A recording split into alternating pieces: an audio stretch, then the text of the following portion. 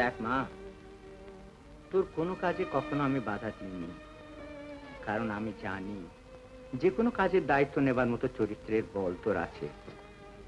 তবুও আজ আমি বাবা,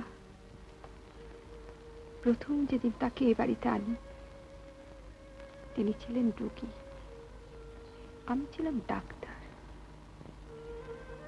আজ আমি তার স্ত্রী। তিনি যেখানেই থাকুন সুস্থ আছেন সেটাও তো আমার জানা দরকার বাবা। হ্যাঁ মা, আমি জানি, আমি সবই বুঝতে পেরেছি।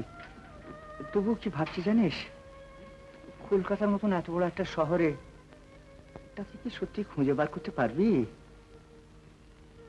বাবা, তাকে যে আমার খুঁজে বের করতেই হবে।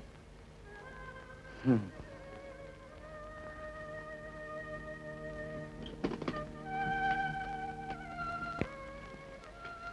God bless you, my child.